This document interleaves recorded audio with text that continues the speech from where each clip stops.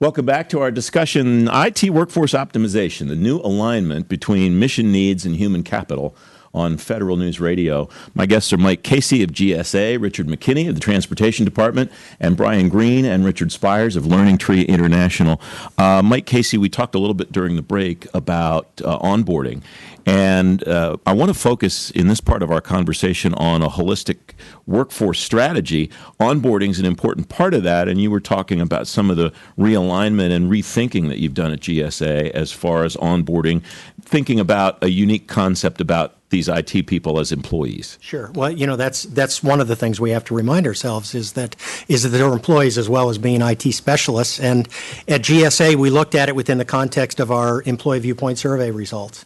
We had previously been thinking about new employees as what do we have to do to get them engaged? Mm-hmm. And as we start to look at the data tells us that their engagement levels will never be higher than when they start work. It's at the 2 or 3 year level that it starts to tail off if we haven't been doing our job.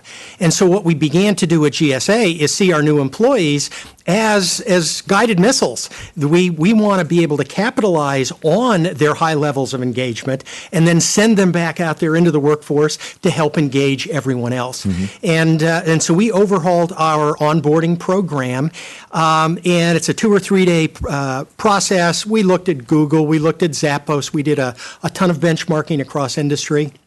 But we also asked ourselves, what were our needs and what did the data tell us were areas that we needed to work on? And we put this process together. But one of the things that got mentioned is we've got a 4-hour workshop on managing your own career. It's the most popular module in that whole process because these are new employees and they want to know where they're going to be in 5 or 10 or 20 years. And they want to know that somebody's out there to support them. And if we can provide that kind of support, we're going to lock in their engagement. And yes, then they go back and they do a great job as IT specialists or as cyber specialists and give us 110%. That's improving the IT workforce just as well as enhancing their technical tools. Richard McKinney, we see data all the time that indicates that the millennial generation stays 13 months on average at a job and isn't thinking about a long-term career and they're going to work differently. Do we overstate that maybe sometimes, at least as far as how we think about trying to coordinate career tracks for folks? It's a good question. I haven't experienced that yet, so I can't say as I can speak, from personal experience about it. Yes, we are hiring some, obviously younger employees. I don't see, but I haven't seen that, out in 13 months. It won't surprise me if they don't, stay for a long, long time. So I get that. But I kind of want to go back to something that Richard said in the previous segment about, one of the points I try to make is when someone comes aboard is to sit down with them, I'm not their supervisor, but for them to be able to meet me, and I generally start by, when we get past the introduction of each other, asking them, where are you headed with your career? What trajectory are you on? And because IT is a team sport, and you have to. I think you have to show an interest in them. It goes a long way because they respond to that, and then in the back of my mind, I know a little bit about them. I know where they're going. As the organization morphs and changes over time, you can keep it in. That person expressed to me an interest in this. Maybe I should go back to them and see if they'd like this new opportunity. That's because the dynamic's constantly changing, and showing that kind of interest in an employee is good for them, good for you, and good for the organization. Richard, the idea of a holistic cyber strategy is something you emphasized a lot, all the places that you've been. And you now have been out of government for a couple of years, and you've had an opportunity to see how people in the private sector do it. Are there lessons for the government to learn from the private sector, and are there things that the government does well that the private sector could leverage? I'm focused just on that concept so government people can think of we're doing some things well. Sure. No, actually, I would want to do a shout out for an initiative that's government-led. It's called NICE, the National Initiative for Cybersecurity Education. They've come up with a framework for what do you need to know as a cybersecurity professional, right? And it's got 7 different categories, and and it's robust, and I think this is something that's catching on not just in government, in the private sector as well. I mean, I would say, obviously, one of the biggest challenges we have in cybersecurity is we don't have enough skilled people. There's a war for talent, right, in cybersecurity right now, and you have to be able to develop those people. And so, having a framework that NICE has developed, I think, is something that the government should be proud of and really champion. Mm-hmm. Brian, the urgency that Richard talks about, and that we talked about, all of us, in the first part of our conversation. How does an agency find or develop or strategize the tools that they need in order to be able to keep up the level of acceleration that we have been seeing and should expect to see in the coming years? Because it's not going to go slower, it's going to go faster, right? That's right. If you look at the pressures that organizational leadership is under to mitigate the challenges that we have, they're immense. And so I always sort of look at that and say, well, that's a handful of individuals that are really feeling the brunt of that pressure. But if you look down at their staff, we're talking about hundreds, if not thousands, of people that are actually feeling that pressure. Those are the ones that are on the front line. And to I think, complement everything that we're talking about today is to really understand that expectation of an individual who is on the front lines, both in the public sector and the private sector. There is an absolute commitment to get the job done.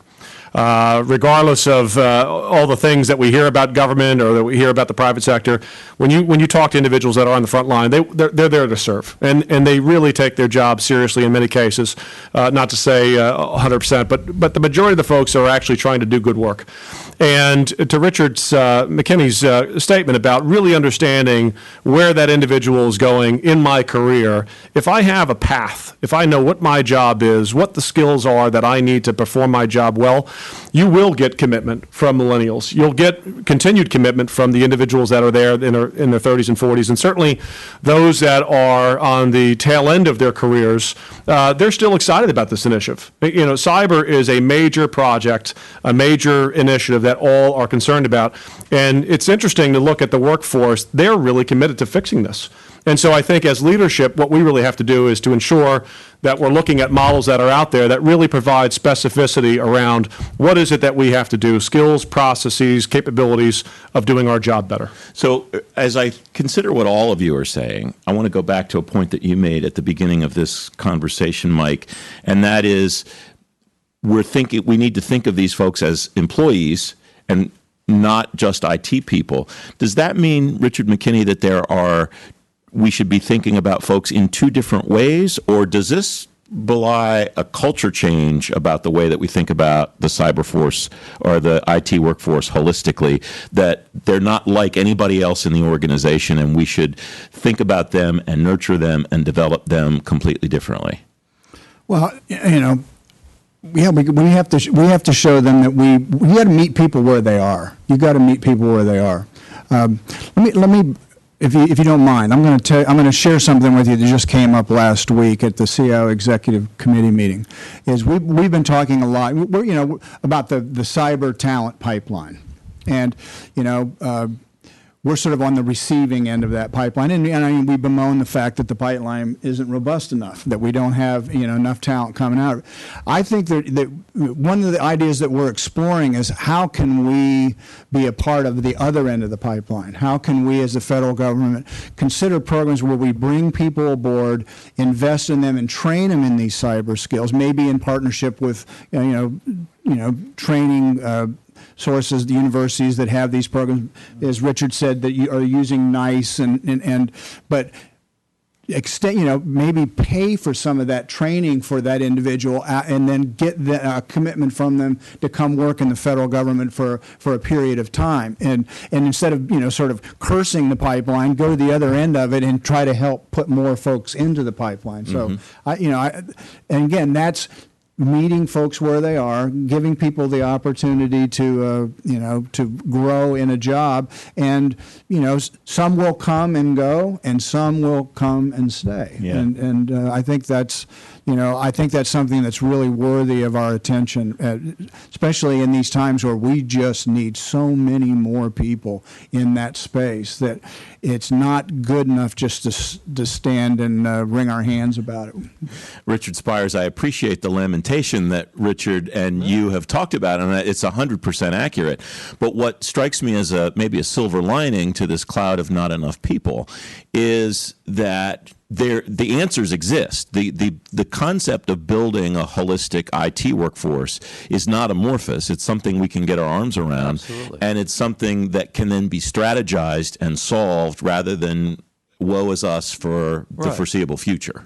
Yeah, absolutely. I mean, there are frameworks today, such as Sophia, which is a nonprofit organization that has spent years working with organizations to develop a framework. What does a holistic IT workforce look like? Okay, they have defined 97 positions, for goodness sakes, 7 levels of competency for each position. And obviously, you're not going to use all 97 in an IT organization, typically, unless you're extremely large. But you're going to you can use that framework to define what an ideal model looks like based on your business needs, right? And that is a piece of work that you should go through. And then based on that, there are now ways to do skills assessments, right? I mean, sometimes self-assessments, or there's tools that can be used to do assessments of individuals. And by the way, most people, I mean, once you get over you don't want the fear factor, right? But what you want is people to really understand where they're at. Again, if you have an approach that says, I'm trying to help you in your career, let's find out where your skills really are so that we can put a plan in place of training and mentoring and on-the-job assignments to get you to those next levels. Mm-hmm. And these things exist, and I think the federal government, and I do applaud the work that the Workforce Committee has done in this, because they are leading the charge. But I think we still have a ways to go, based on my experience in the federal government, in implementing these kinds of models. I want to wrap up this part of our conversation with a question to our learning experts on the panel. Brian, I'll start with you, and Mike, I want to come to you as well. With the acceleration factor that we've talked about, and with the idea then that, yes, we can build a strategy for workforce development and a holistic approach, how do you build flexibility into that so that when you have acceleration with the level that we're seeing, we have the changing demographics, all of these things that are in flux, how do you build a strategy that's flexible enough so that 2 years from now or 5 years from now, you don't necessarily have to throw it out the window and start over again because the technology landscape has changed, the threat landscape has changed, or any of these other issues have changed? Yeah, it's such a great question. So many of the programs that are out there today are certification-based. So many of them are only online, and so many of them are only instructor-led. And I think what we had talked about earlier with Mike is this flexibility of not only the way in which that learning is provided within organizations, both public and private sector, but if our focus is on the job at hand, right, that in and of itself creates the flexibility, right? So if we're not into a rigid structure where you're forcing individuals to go through training because that's exactly what's been told of them to do, rather than, as Richard was suggesting earlier, if we have an individual that understands where his or her path is, understands the role and responsibility that they're in, they don't look at training in that case as a rigid check-the-box exercise. Mm-hmm. They're recognizing that the investment that's being made in them as at an organizational level, but also they're more committed to then take those best practices that they've acquired from a subject matter expert online, wherever it might be, and apply those so that they're actually now performing better. Mm-hmm. So I think the flexibility really is ensuring that the training investment is in fact tied specifically to the role and responsibility that they have, and you'll receive continued commitment from organizations as well as continued commitment from the individual. Mike, does that comport with how you've tried to build flexibility into your strategy at GSA? It is, but I think we can do even more. You asked the question a little while ago about, are they employees or are they IT specialists? Mm-hmm. And I don't know that we have to answer that question. Okay. We want to do both.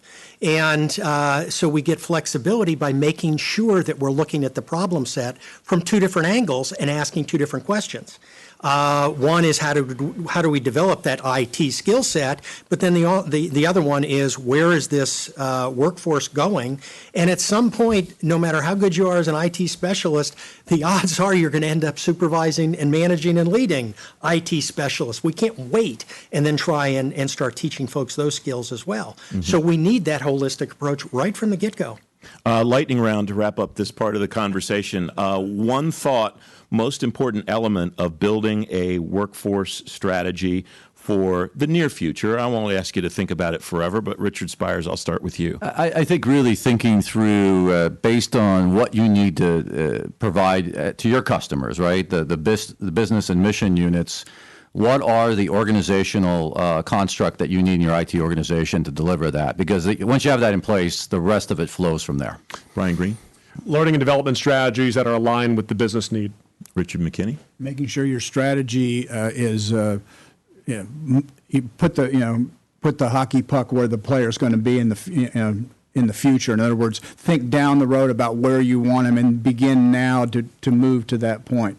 And that would be key for me. Mike Casey. All the above, but we also want to prepare and empower our employees to help manage their own careers and train themselves and re-engineer themselves. We can't and shouldn't be doing it for them. They have to understand they're full partners in that right from the start. Our conversation is titled IT Workforce Optimization, the new alignment between mission needs and human capital. It's brought to you by Learning Tree International, and I'm Francis Rose on Federal News Radio.